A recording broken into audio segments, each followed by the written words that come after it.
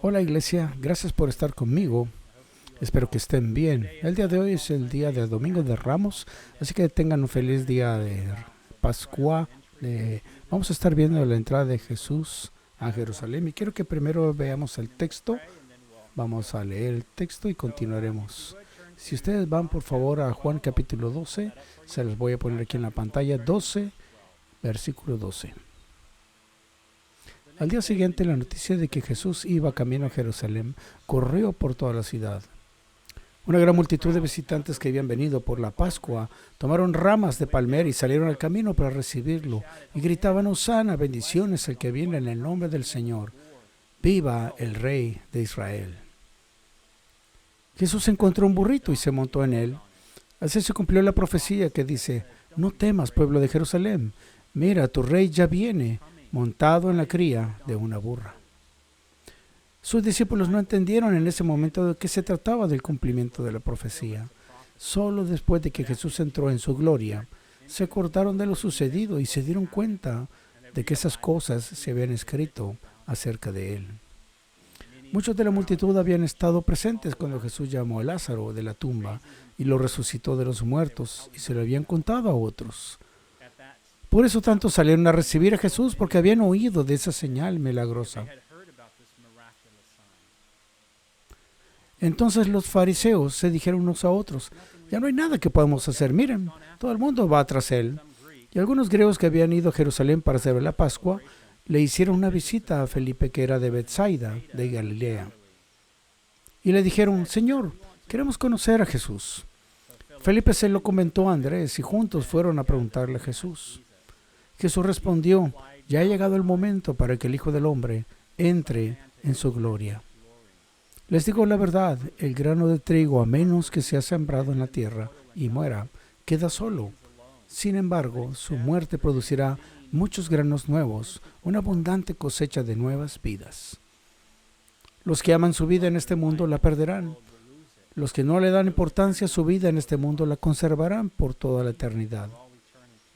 Todo el que quiera servirme debe seguirme, porque mis siervos tienen que estar donde yo estoy. El Padre honrará a todo el que me sirva.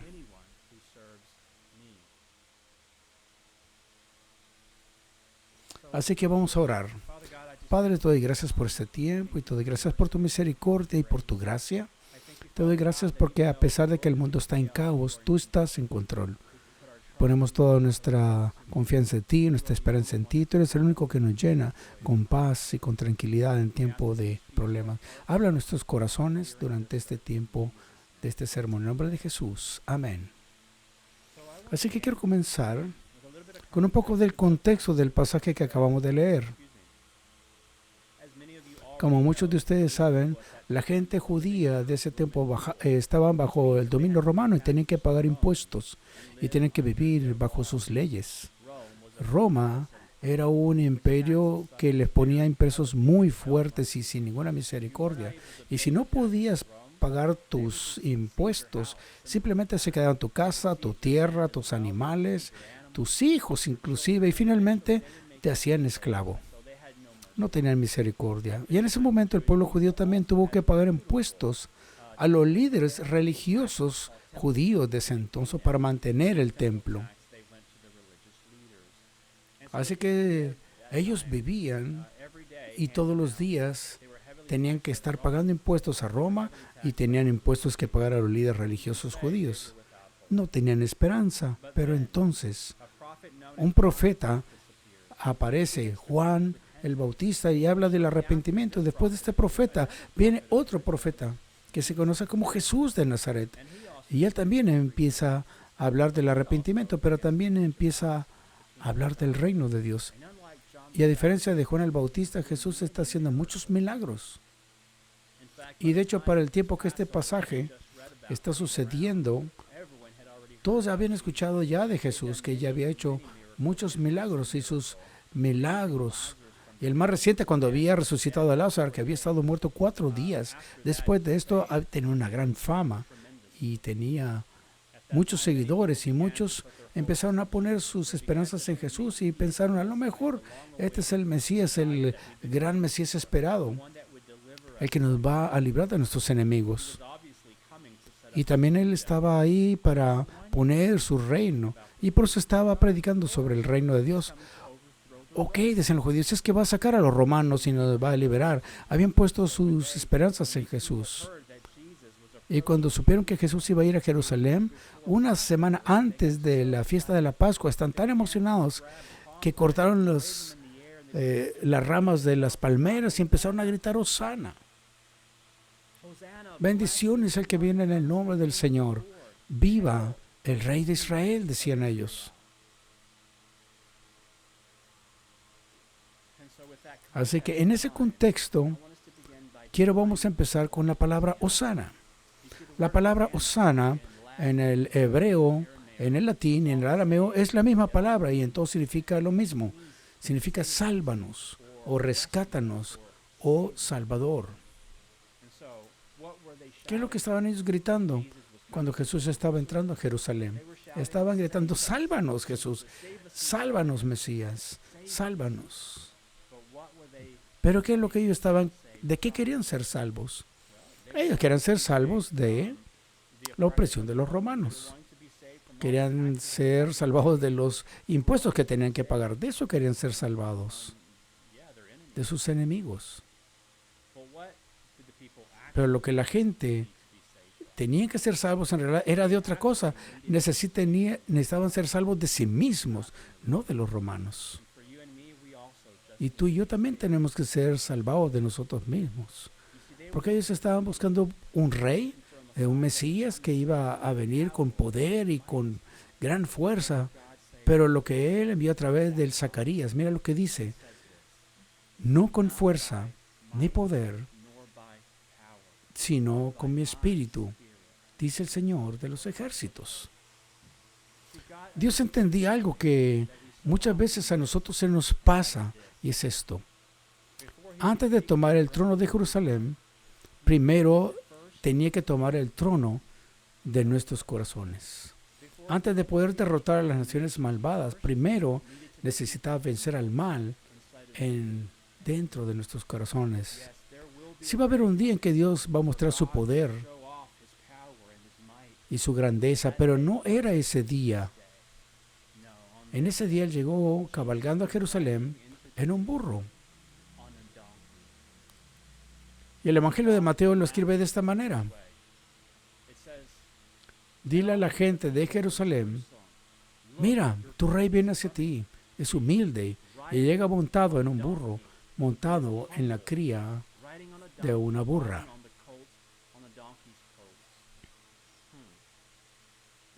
Dice ahí, montado en un burro. Mucha gente dice que Jesús vino montado en un burro porque era una señal de que había venido en paz. Y sí, podría ser cierto, pero se salta en la parte de la humildad. ¿Por qué es eso? Puede ser que no nos gusta la palabra humildad. Palabra como humildad nos dan la impresión de ser como de debilidad. Pensamos que si una persona es humilde, es débil, que no tiene autorrespeto y no tiene confianza en sí mismo. O podemos asociar la humildad con la humillación, que nos da la imagen de vergüenza. Pero la verdadera humildad es otra cosa muy diferente. En las palabras de C.S. Lewis dice, la verdadera humildad no es pensar menos en ti mismo, es pensar menos en ti mismo.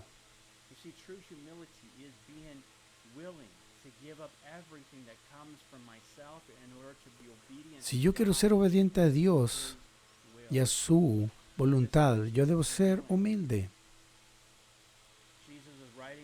Jesús viene en un burro y él era humilde. ¿Pero por qué? ¿Por qué escogió la humildad sobre el poder? Después de todo, es como que la entrada triunfal de Jerusalén. ¿Y qué se espera? Que viniera en poder y en grandeza. Yo no sé si ustedes han leído sobre esto, pero esta es la explicación que yo he encontrado a través de lo que el Espíritu Santo me mostró cuando estaba meditando en esto. Él me dijo, como el pecado entró, el pecado al mundo por el orgullo, que dice ahí en Isaías capítulo 14. Dice, ¿cómo caíste del cielo, oh Lucifer, hijo de la mañana? Como eres derribado, tú que debilitaste a las naciones. ¿Por qué has dicho en tu corazón, ascenderé al cielo, exaltaré mi trono sobre las estrellas de Dios? También me sentaré en el monte de la congregación, en los lados más alejados del norte. Ascenderé sobre las alturas de las nubes, seré como el Altísimo. Sin embargo, tú has sido derribado al Seol, a lo más profundo de la fosa.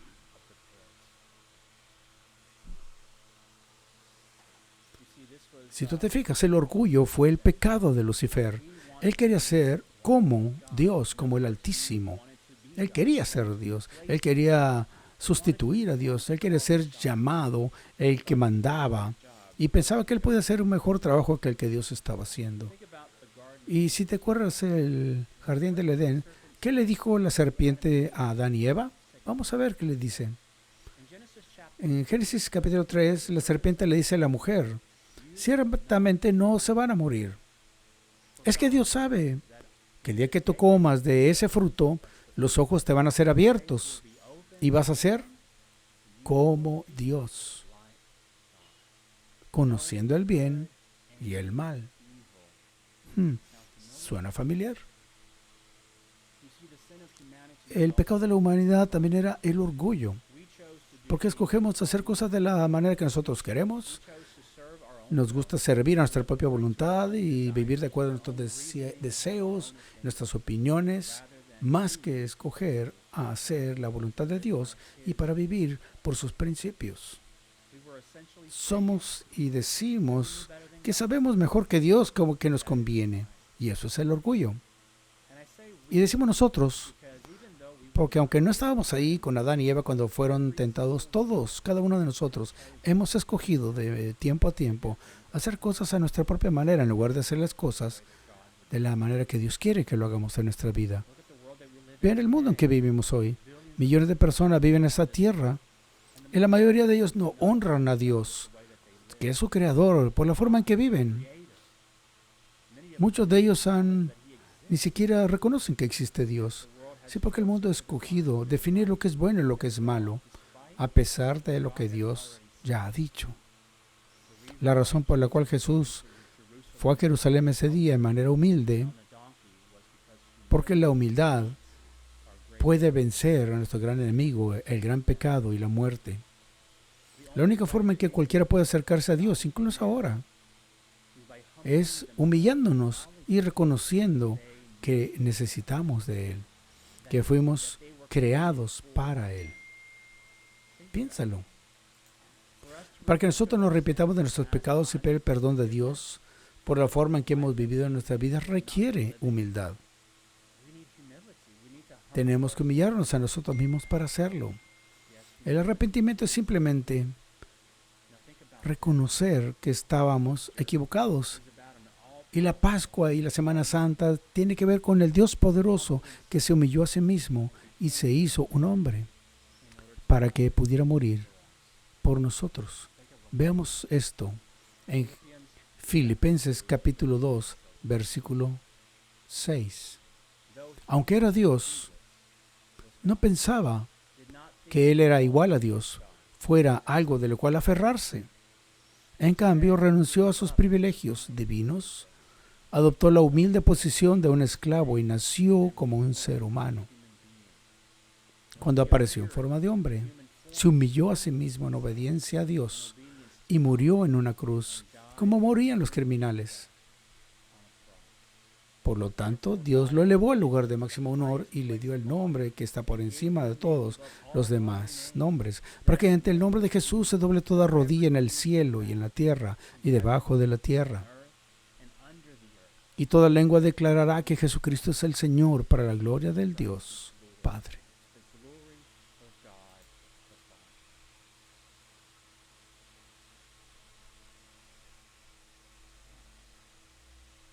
El mundo entero en este momento está siendo arrodillado por un simple microorganismo. Nos vemos obligados a humillarnos y a reconocer que no somos dioses. Millones de personas están orando a Dios pidiéndole que envíe una cura, que tenga misericordia. Pero ¿qué pasará en un mes o más o menos una vez que este virus sea cosa del pasado? ¿Continuaremos viviendo como si no necesitáramos a Dios? Como si pudiéramos sacarlo completamente de nuestras escuelas, nuestros gobiernos y nuestras vidas y no tener las consecuencias? No me malentiendan, no estoy diciendo que Dios envió el virus para castigarnos. Yo no creo eso en absoluto, pero sí creo que Dios está permitiendo que esto suceda para que el mundo reconozca nuestra necesidad de Él. Dios quiere aprovechar esta oportunidad para volver a llamar a las personas a sí mismo. Él está esperando con los brazos abiertos a cualquiera que quiera volver a Él. Entonces, ¿qué debemos de hacer como cristianos que vivimos en un mundo que está rechazando a Dios? Para darle el lugar que tiene que tener en tu vida. Estos son cosas que tienes que escoger. Nadie las puede escoger por ti. Pero a ti se te va a pedir cuentas de este momento. Para nosotros como cristianos, ¿qué es lo que vamos a hacer? Cuando estamos viviendo en este mundo que sigue rechazando a Dios, ¿qué haremos como cristianos? Lo que vamos a hacer es brillar con mayor luz. Vamos a permanecer fieles a nuestro Redentor, a la redención que nos ha dado en Jesús, y vamos a rehusar convertirnos en parte de este mundo y ceder a los patrones de este mundo. Y vamos a continuar y constantemente estar en su palabra. Eso es lo que nos dice Pablo en Romanos capítulo 8. Romanos 12:2 dice: no se molden al mundo actual, sino sean transformados mediante la renovación de su mente. Así podrán comprobar cuál es la voluntad de Dios, buena, agradable y perfecta.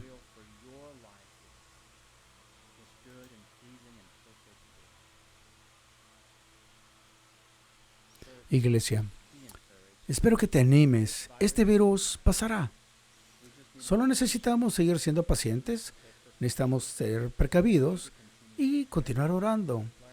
Orar y orar para que el Espíritu de Dios continúe trabajando en los corazones de las personas para que regresen otra vez a Dios antes que sea muy tarde. Y sobre todo, debemos de confiar en Dios y tener fe. Yo espero que esto sea algo que te motive, algo que te explique un poco sobre la entrada triunfal a Jerusalén y cómo esta humildad de Jesús le va a llevar a ser victoriosa en la batalla contra el mal. Es una batalla que todos tenemos porque el orgullo es nuestro enemigo número uno y debemos de derrotarlo. Y la única forma que podemos derrotarlo es por humillarnos delante de Dios. Aún en tiempo de crisis, y no solamente en la crisis, pero también simplemente por tomar precauciones adecuadas, ¿no? Nos humillamos delante de Dios y le permitimos a que Dios tome control y que Él haga lo que es su voluntad. Y oramos.